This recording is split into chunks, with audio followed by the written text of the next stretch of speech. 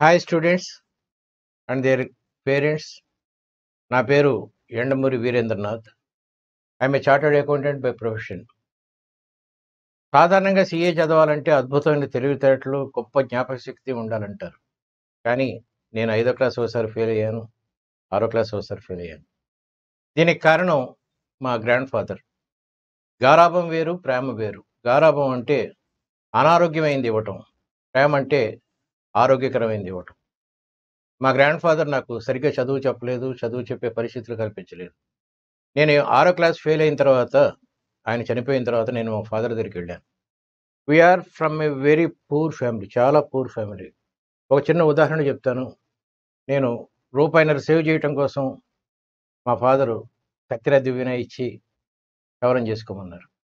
నేను తలకు కొబ్బరి నూనె రాసుకొని దాదాపు 60 సంవత్సరాలు అయి ఉంటుంది. అంటే ఇదేది గ్లోరిఫైయింగ్ ది పాస్ట్ కాదు నా ఉద్దేశం. నా ఉద్దేశం ఏంటంటే, ఎంత భేద పరిస్థితిలో ఉన్నా ఒక విద్యార్థి చదువుకోవాలి అనుకుంటే బాగా చదువుకోవచ్చు అని చెప్పడం నా ఉద్దేశం. నేను మా ఫాదర్ దగ్గరికి వచ్చిన తర్వాత ఎక్కడ వెనక్కి తిరిగి చూసుకోలేదు. అన్ని క్లాసెస్ క్లాస్ ఫస్ట్, ఇంటర్మీడియట్లో కూడా కాలేజ్ ఫస్ట్. కానీ మాకు డబ్బు లేని పరిస్థితుల వల్ల నేను బీకామ్ చదవాల్సి వచ్చింది. మా ఫాదర్ చెప్పాడు, నీకు నిజంగా తెలివితేటలు, జీవితంలో పైకి రావాలనే ఆశ ఉంటే నువ్వు కామర్స్ చదవరా, బాగుంటుంది. Commerce is going to be the world wide product in future. నేను నా గురించి చెప్తాను. బీకామ్లో కాలేజ్ ఫస్ట్ వచ్చిన తర్వాత ఎంకామ్ చదవాలనేది నా ఆశ, లెక్చరర్ అవ్వాలని. కానీ మా ఫాదర్ దురదృష్టంతో ఏం చెప్పాడంటే, రాబోయే ఫ్యూచర్లో సీఏలకి చాలా బాగుంటుందిరా, చార్టర్డ్ అకౌంటెన్సీ చదువు, మనం ఇప్పుడున్న పరిస్థితిలో నేను ఎంకామ్ చదివించాలంటే వైజాగ్ పంపించాలి, మన దగ్గర అంత డబ్బు లేదు అన్నాడు. అప్పుడు నేను సీఏ చేశాను.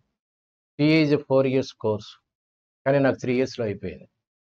ఒక 7వ క్లాస్ ఫెయిల్ అయిన కుర్రోడు 3 yearsలో సీఏ ఎట్లా కంప్లీట్ చేస్తాడంటే, అంకిత భావం ఉండాలి, చదువు మీదే దృష్టి ఉండాలి. ఇది ఫస్ట్ పాయింట్. మీ పిల్లల్ని ఎంఈసీ చదివించండి. ఎప్పుడైనా సరే స్ట్రేట్ రోడ్డు మీద వెళ్ళే చోట ట్రాఫిక్ ఎక్కువ ఉంటుంది, పక్క నుంచి వెళ్తే చాలా అద్భుతంగా ఉంటుంది నేచర్. అది నా principle. My son is a state ranker in 10th class and state ranker in intermediate. నేను టీచర్స్ అండ్ టీచర్స్ అని 2 రకాలుగా ఉంటారు. చెప్పింది చేసేవాడు ఒకడు, ఊరికే నీతులు చెప్పేవాడు ఒకడు. మా అబ్బాయిని కూడా నేను 10th క్లాస్ అయిపోయిన తర్వాత ఎంఈసీ చేయించాను, ఎకనామిక్స్ అండ్ కామర్స్. అది అయిన తర్వాత వాడు డే టైంలో ఉద్యోగం చేసుకుంటూ ఈవినింగ్ కాలేజీలో బీకామ్ ఆనర్స్ పాస్ అయ్యాడు. State first, university 3rd in B Com. అది అయిన తర్వాత ఉద్యోగం చేసుకుంటూ వరల్డ్ బ్యాంకులో 2 సంవత్సరాలు ఒక 20 లక్షలు పోగు వేసుకొని ఎంబీఏ చేశాడు. ఇప్పుడు వాడి జీతం 45 సంవత్సరాలు ఎంత ఉంటుంది, వాడి జీతం సంవత్సరానికి 8 కోట్ల రూపాయలు.